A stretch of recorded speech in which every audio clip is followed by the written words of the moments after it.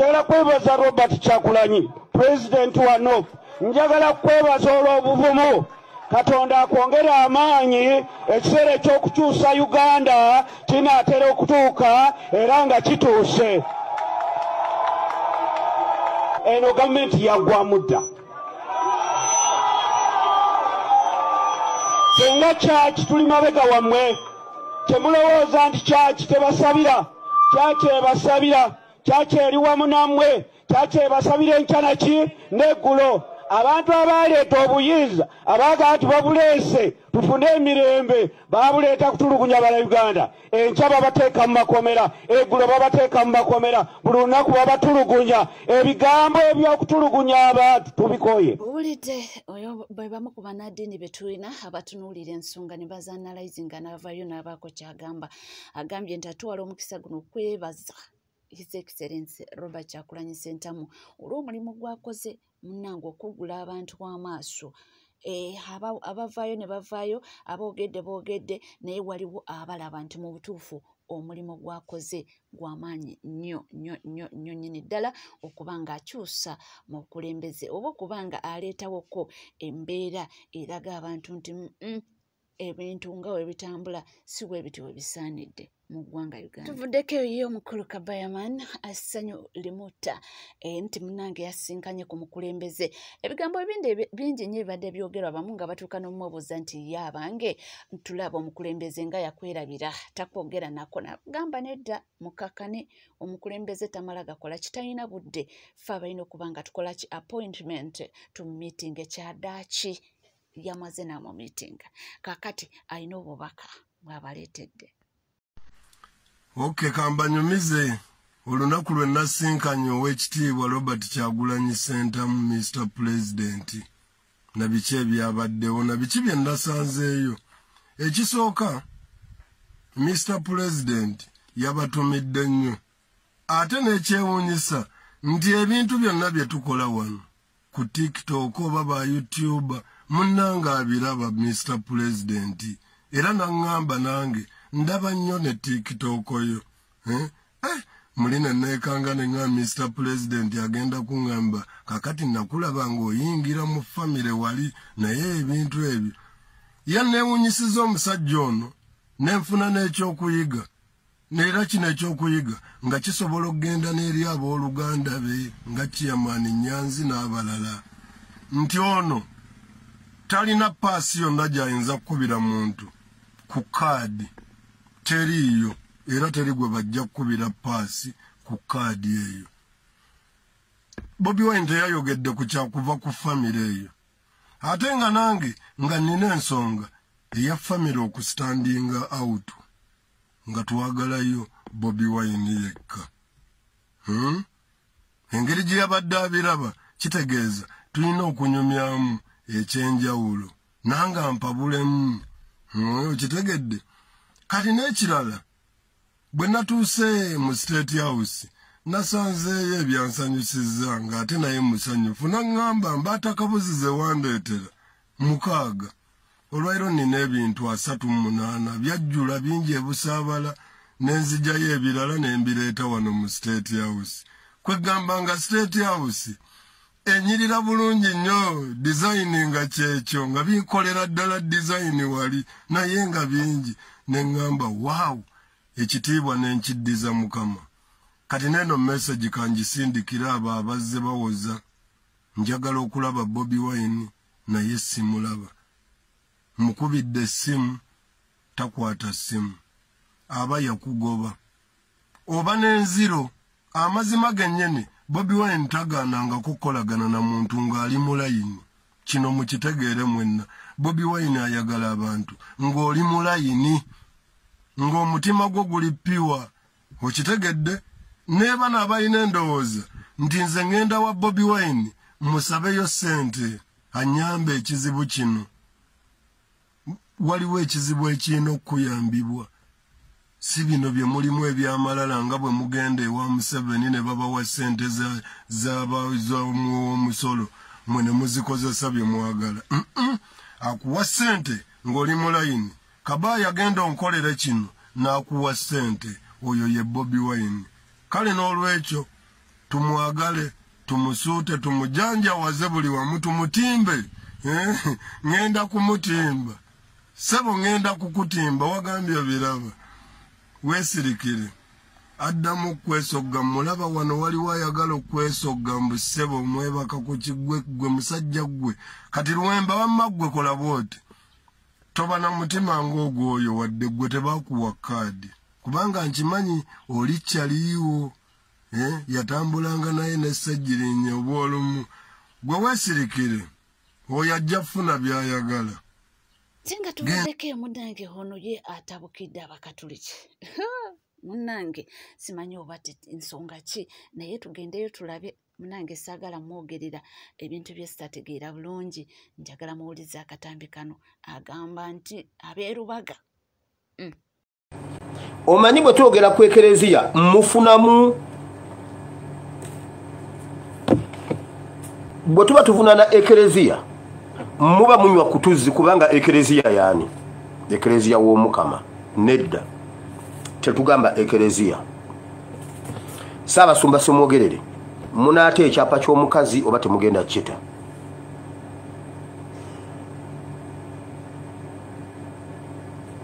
Faaza Kiibi tuyambe ogende Rubaga ogambe Ssaabasumba dekamba we namba ya Faaza Kiibi mulimu n'ebyapa mbadde sibimanyi ebyo kyevula nkugambye nti kambiteekewo waneeno muwulirize ebigenda mu maaso ate nga tuvuddeko eyo munnange omwami ono kennyini ASP Asiimwe avuddeyo n'atabukira chicken mbulwaki yafukamidde ku maviivi okuba nga yeetondera Abanyarwanda nti in fact mbu yatuswazizza nnyo Simanyi President Kagame anoonya gwomanyi ebbanga Kagame lyanoonyereza wabula kaana gwe senga bakuba n'essasi mu mutwe n'ogundi n'ofa n'ofukamira ku ttaka mbuno weegayirira Abanyarwanda simanyi bane President Kagame anoonya uyizi Kagame ye tafa kyogamba ye Kagame tafa Abanyarwanda bannange Abanyarwanda gwe kasajja gwe kachikeni bw'oba ebintu tobisitola toddamu kwogera ku kyotasobola Katuletako wano gundi olutwe lukalinga gulobo basi oyinza otya okufukamira n'oweetondera Abanyarwanda okujjako nga naawe oli Kanyarwanda mbu Kagame anoonya wizi Kagame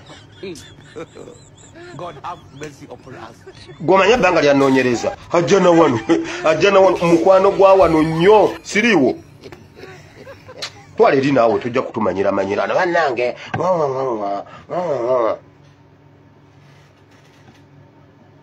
era nga tweyongerayo mwe bannayuganda Calvin Kayanja avuddeyo kwogera ku nsonga ya Dr. Clothum wamu ne abadde mwami we Akram ye munnange alina byayogera ndowooza ali ku sayidi ya Akram tuwulire byayogera Akram aŋŋambye mbagambe ku mwenna abalumiddwa ennyo ng'ayawukanye n'omwagalwa we ani yamusondera ku z'omukolo era n'aŋŋamba mbakubiriza ennyo okufa ku bibakwatako ekyokubiri ku mwenna teriiyo gwe yasaba birowoozo ng'apulopoozingira Dokita Kulusuumu era ku mwenna teri gwe yawa pulaani y'akwagalana kwabwe bw'aba baatandika 2021 nga bakomye kati alihamudulillah bangi abatamala na mwezi mu relationship abasinga mu mmwe mwogera naye abasajja babakozesa kiro kimu mubeera mu relationship za ssaawa busaawa sekiso olugwa nga buli omu akwata agage kale yenno yagezaako at least abaddeko mu bufumbo obw'emyaka 4 mu relationship ey'emyaka 4 Second talina gwe yayita nga muwano bwe mutusonze embaga ne mumaliriza nga mugudde nazo ne mumaliriza nga mutwonoonedde ssente ne mututuuza mu meeting ez'akanaayo kyani so Akram antumye angamba nti mwenna abaalumiddwa mumubuulire kye mufiirwa kibawe oli mukazi we ye yamukwana bwe baba baawukanye ekyokubiri mubadde mwagala baawukane ddi abantu relationship z'abantu muzikwate mpola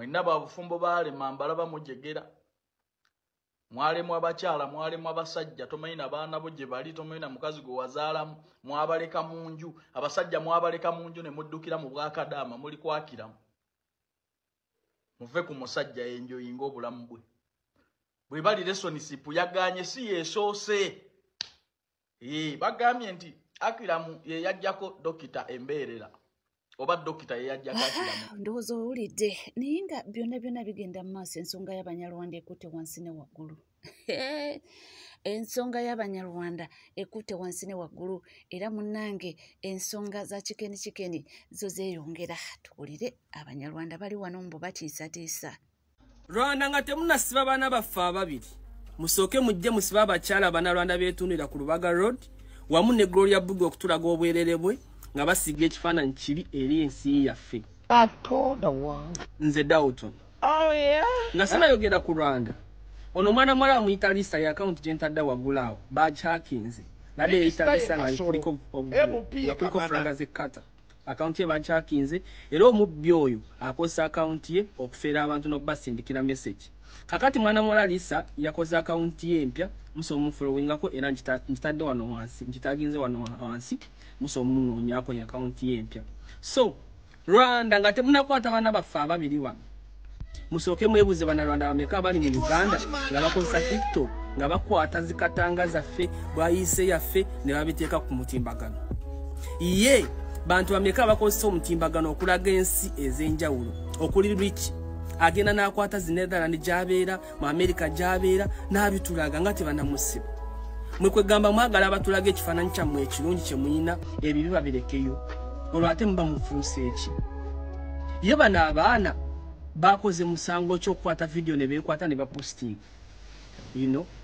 Rwanda Bannarwanda bangi abali mu Uganda nga bakozesa amasimu gaabwe ne social media platforms zaabwe okukwata ebifaananyi mu nsi yaffe ne babiteeka ku mutimbagano kati nabo tubakwate anti munnange mwagala bitandika kukwata abaana baffe olwokuba bakutte video ne babutimba ku social media platforms zaabwe kati ne bana abamu abali wano tubakwate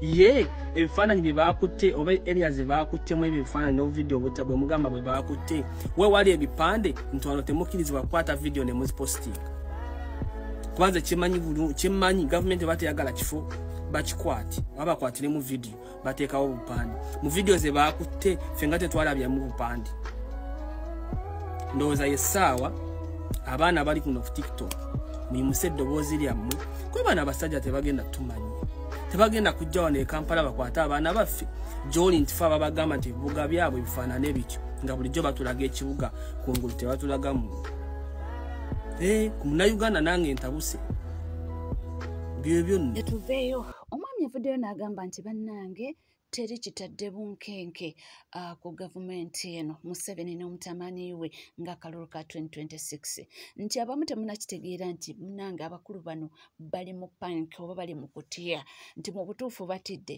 omwaka gwa 2026 nti mwandibanga muyinza okuba nga mubadde mumanyi mbu abasinga bagamba mukulu pulezidenti waffe engeri gyali civilian mwana muto mbuteri yadde n'akamu katiisiza gavumenti eno naye omwami abagambye nti nedda ate ayina ensonga ze lwaki zino azituwadde wano eno wemmanga mbaddewo nga ngoberera ebyokulonda bya Uganda okuva mu mwaka gwa 1995 naye bukyangambaawo sirabangako panic Museveni oba NRM gyerina nga akalulu ka 2026 bakola buli ekisoboka okulaba nti balemesa NUP oba His Excellency Robert Kyagulanyi Ssentamu okwesimbawo naye katubasabire nga sinatandika video ya leero kambabulire akantu kamu oba bubiri ekisooka ebiseera ebisinga gavumenti nga zigenda okugwa nabagamba amatu gabagazibye ennyendo nga tezikyawunyiriza amaaso nga tegalaba nga ne wabaawo omuntu awabula tebakyamuwuliriza naye kambuuze Museveni ne banno are you ready for what might come after kyemugezaako okutigaatiga famire za Museveni ne banno muli beeteefuteefu ku kinaddirira ku peesa eryo lye mugezaako okunyiga. Ekyo kankikomyawo. Kambabuzeeko muli mutya. Ennaku zino tudde babuuzaako ntandikira ku nsonga ntuukira ku nsonga. Ne munansonyiwa nange nzija nga binsobedde. Paniki abasajja bano gye balimu tebangawo. Bannange kye bayita opposition bukyanga lubanga lwa Nindi. Museveni yali amanyi nti 2021 Uganda tegenda kubeera mu opposition. Naye olwaleero opposition Museveni gyalina tagisisinkanaangako bukyanga abaawo. Kantandikira ku noti egamba nti Kyagulanyi tayagala kutuula na Museveni, tayagala kuteesa na Museveni. Kankubuuze gwe abadde alina endowooza eyo era ng'ogamba nti teriyo omukulembeze atatuula era atateesa. Kankubuuze Museveni mu byafaayo bye yali akuumye endagaano ki gye yateesa ne banne abaali bamuvuganya oba be yali avuganya nga tannakwata buyinza. Ekyokubiri, Museveni ne ebize biteesebwako most especially ne bannabyabufuzi ababaddewo nga Robert Kyagulanyi Ssentamu tannaba kujja. Biki by'oyinza okugamba nti nno bino bye byatuukibwako ba bibyateekebwa mu nkola by'oyinza okusinziirako ogambe nti His Excellency Robert Kyagulanyi Ssentamu atula ayogere na Museveni. Kambabulire wadde bagamba nti nno Idi Amin Dada teyasoma era teyalina bumanyirivu mu kuddukanya gavumenti, ojja kwesanga ng'olwaleero tolinayo pulezidenti wa Uganda gw'ogenda kugeraageranya ku Dr. Idi Amin Dada muwadde n'erya nindoza n'eri Dr. yali alina amanya gonna yali agayina. Oba oyagala kiwulirize, oba oyagala kikkirize, oba oyagala kigaane. Abamumanyi bye yakola n'ebiriwo olwaleero nga Museveni akyalwana okubijjawo kukakasa tosobola kubisiimulawo. Omanyi gavumenti ya Museveni egenze nefuula NUP ey'abayaaye, egenze negifuula ey'abasosoze mu mawanga, negifuula ey'abasiyazi, negifuula ey'abatujju, kati bagitandise gituuma bakolagana n'abazungu, baagala kukomyawo bazungu. Naye buli kye bagezaako okugisibako kigaanye.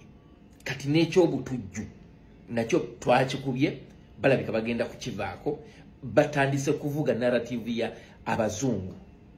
Naye nga bo beerabidde nti NRM batemu bassa abantu nammwe mwennyini be mumanyi, basse ab'opposition, bassa ababavuganya ne batta ne bannaalumanya ne bassaalumanya. Aba NRM babbi. Otunulira kabineti ya Museveni okuviira ddala ku Museveni okutuuka ku chairman we owa LC1 buli muntu wakwata mubbi. Olaba presidential advisor nga JD gye bayita job description yakuwa president magezi ayimirira mu bwa presidential advisor bwe nalowooza nti alina obuvunaanyizibwa okugoba omuntu ku ttaka olw'okuba presidential advisor. Presidential advisor alina kuwa president magezi so si kukola mirimu gy'abalamuzi, gya poliisi, gy'abakulembeze mu bitundu. I want you guys to get back to your land. Presidential advisor tasobola kugamba nti lino etteeka limenyebwemu olw'okuba ndi presidential advisor. Nedda, president abeera ne ba advisors ku nsonga ez'enjawulo okumuwa amagezi so si kuwa buyinza nga abambala ekifaananyi ky'okuwa presidential advisor bwe balowooza nti balina obuyinza. President Museveni ne gavumenti ye bannanfuusi beefuulidde bannayuganda ku bintu bingi nnyo. Ngenda kumufunzaamu oba oli awo ndifuna obudde n'embigaziya. Basosoze mu mawanga nga kino okirabira mu ranks ez'amagye, okirabira mu badipisi ba police, okirabira mu bitongole ebirimu ensimbi ebingi, okirabira mu ministries ez'enjawulo be bateeka mu ministries eturwanisa ensava, mu bifo ebyaba executive directors, mu bifo ebya MDs. Basosoze mu mawanga. Banyunyunsi nti balemererwa n'okujja emisolo ku bantu abagagga ne bajja ku muntu owansi asembayo. That is Museveni for you. Batujju nti batuusiza n'okwambaza abasirikale aba UPDF ebyambalo bye twalabanga ebyali ebya Al-Shabaab. Al-Shabaab beesibanga obukokolo nga tolina kyolaba lwa nsonga ebintu bye bakola tebaagala bantu bamanye bani ababikola. Olwaleero ejjege eggwanga lirina department esobola okwesabika nga tosobola kulaba face ya muntu. Batujju bamanyi n'okukuba amasasi abali ku mpingu ng'omuntu ali ku mpingu bw'ati ne bamukuba amasasi.